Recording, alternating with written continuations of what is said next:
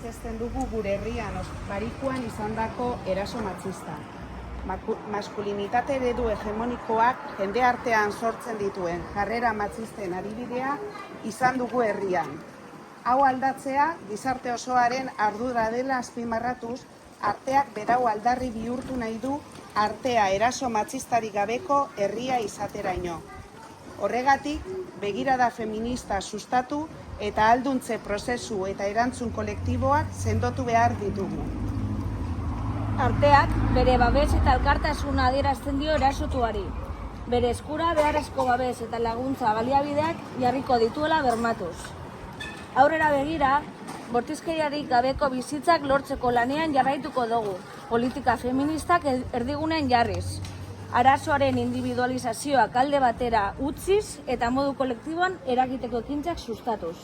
Haur, gazte eta heldu.